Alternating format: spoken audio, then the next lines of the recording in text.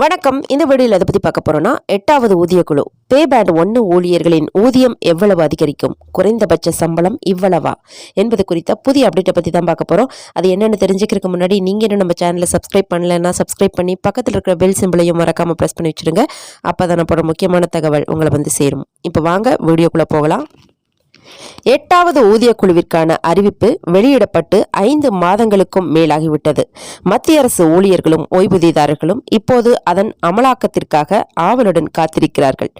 மத்திய அமைச்சரவையின் ஒப்புதல் பெற்று 5 மாதங்களுக்கு மேலாகிவிட்டதால் வரும் நாட்களில் முக்கிய பங்குதாரர்களின் கவனம் மத்திய அரசு ஊழியர்களின் சம்பளம் மற்றும் ஓய்வு பெற்றவர்களின் ஓய்வூதியங்களை திருத்துவதற்கான ஃபிட்மென்ட் ஃபேக்டர் மற்றும் பிற முறைகள் மீது திரும்பும் என்று எதிர்பார்க்கப்படுகிறது. மத்திய அரசு ஊழியர்களின் ஊதிய உயர்வு என்னவாக இருக்கும்? 2024ஆம் ஆண்டின் இறுதியில் மூத்த தொழிற்சங்க தலைவர்கள் 2.86 ஃபிட்மென்ட் ஃபேக்டருக்கு அழுத்தம் கொடுப்பதாக குறிப்பிட்டாலும் தேசிய கவுன்சில் கூட்டு ஆலோசனை அமைப்பின் உறுப்பினர்கள் சிலர் இது மிகப்பெரிய அளவு என்றும் அது ஏற்றுக்கொள்ளப்படாமல் போகலாம் என்றும் சுட்டிக்காட்டினார்கள்.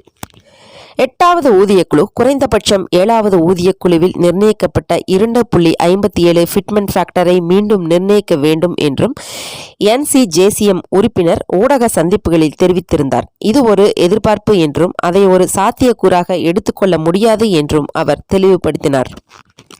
புதிய ஊதியக்குழு இன்னும் அமைக்கப்படாததால் இதுவரை எந்த முறையான கோரிக்கையையும் வைக்கப்படவில்லை.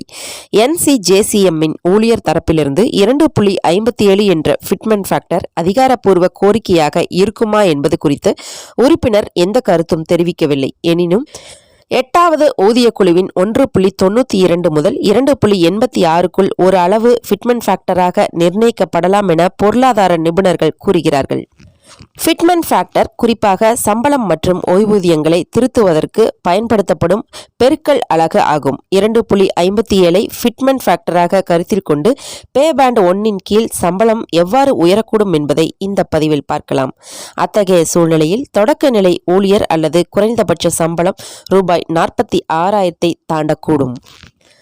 ஊதிய பேண்ட் 1 மற்றும் லெவல் 1இன் கீழ் தொடக்க நிலை சம்பளம் தற்போது ரூபாய் 18,000 ஆகும்.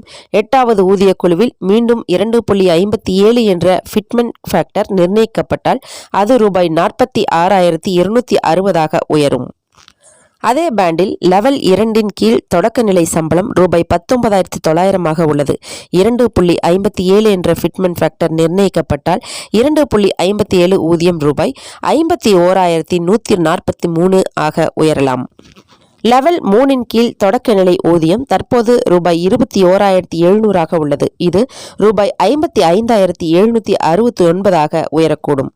லெவல் 4இல் குறைந்தபட்ச சம்பளம் ரூபாய் 25,500 ஆகும். ஃபிட்மென்ட் ஃபேக்டர் 2.57 ஆனால் ஊதியம் ரூபாய் 65,535 உயரக்கூடும். லெவல் 5இல் தற்போது தொடக்க நிலை சம்பளம் ரூபாய் 29,200 உள்ளது. 8வது ஊதியக்குழுவில் இது ரூபாய் 75,044 உயரக்கூடும். குறிப்பாக குழுவிற்கான குறிப்பு விதிமுறைகளை அரசாங்கம் அங்கீகரித்த பிறகு 8வது ஊதியக்குழு அமைக்கப்படும் என்று எதிர்பார்க்கப்படுகிறது. முன்னுதாரணத்தின்படி இந்த குழு தனது அறிக்கையை அரசாங்கத்திடம் சமர்ப்பிக்க ரூபாய் 18 மாதங்கள் எடுத்துக்கொள்கிறது. இது செயல்படுத்துவதற்கு முன் சுமார் 6 மாதங்கள் ஆய்வு செய்யப்படுகிறது.